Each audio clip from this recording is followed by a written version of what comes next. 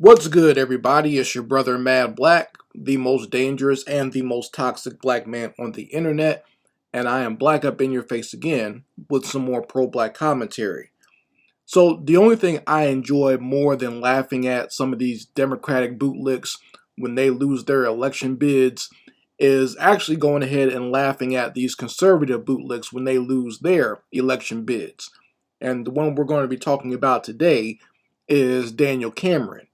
So we all know Daniel Cameron was the Attorney General in Kentucky, and this scumbag was the one who was in charge, who refused to prosecute these crooked ass demonic police force when they murdered Breonna Taylor, right? Even when people protested outside of his house, Daniel Cameron made sure to uphold the demonic and racist police system in Kentucky that would allow basically a kill squad to burst into an innocent woman's house and gun her down and allow them to just get away with that. And Daniel Cameron upheld that.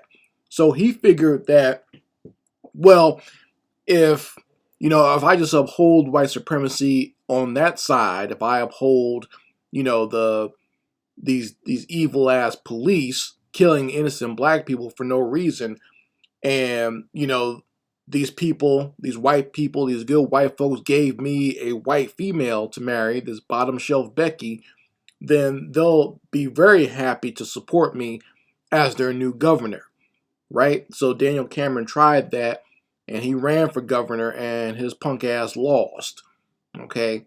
And his weird little, that weird baby face of his, because he's a very strange looking individual, I must admit.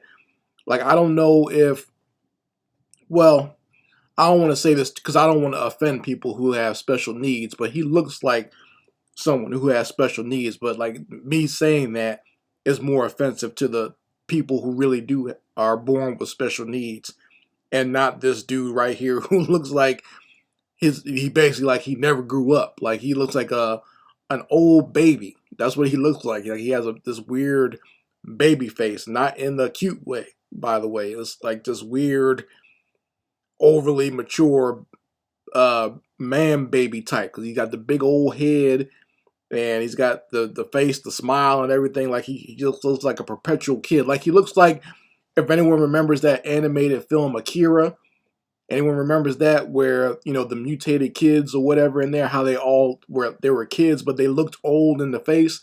That's what Daniel Cameron looks like. He looked like he would fit in just fine with those mutant psychic kids from the movie Akira. But yeah, so this fool ran for the governor's office, and he still wound up losing to the Democrat Andy Beshear. And now everyone this week has been trying to figure out, okay, like, how in the hell did Daniel Cameron lose? Because he had the momentum of being one of these kiss ass Republicans who was, trying to promote all the nonsense that the Trump Republicans like to push, right? He was trying to be like one of these Trump Republicans and being overly supportive of the police and everything else. So he basically thought that he was just going to ride white supremacy all the way to the governor's office, and it didn't happen, right? And what was funny is, within that state and a lot of the other elections, a lot of the other Republicans won their spots, right? But Daniel Cameron didn't win his.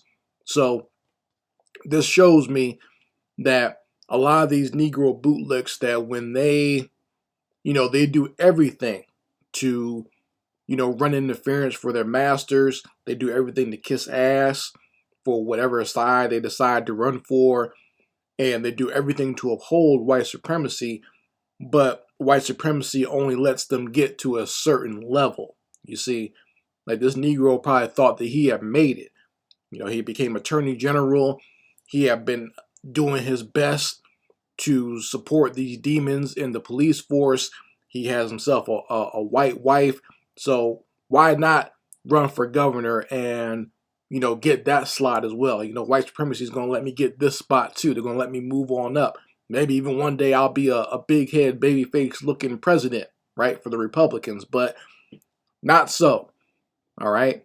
Republicans have kind of cut him off at the knees and said that this Negro needs to stay in his place. All right. You got all this other stuff going for you. You've helped us out with getting away with murdering black people here in Kentucky. This is as far as you go, Negro. Okay, sit your little baby head down somewhere else. And we're not going to support you getting any further than this. And that's exactly what's happened to Daniel Cameron. And it couldn't have happened to a nicer coon. All right? Because that's all this fool is with his little messed up hairline and big old windshield size forehead. That's all this buffoon is. And I don't have any sympathy for him because, once again, he had worked his damnedest to allow black people to be murdered under his watch and do absolutely nothing. And once again, he's no different than, like, don't get it twisted and think that, oh, that means I support the Democrats. No, I don't. Okay, because when you have a lot of these Democratic bootlicks who get into these law positions, these high law office positions in different states, they also just allow these cops to just overtly and, out in the open just murder black people and get away with it. That's how you know the system is rigged in a certain way to not only murder black people, but within the law office that's supposed to hold these cops responsible. In those law offices, they pick the most boot-licking, butt-licking Negroes to fill these slots so that they won't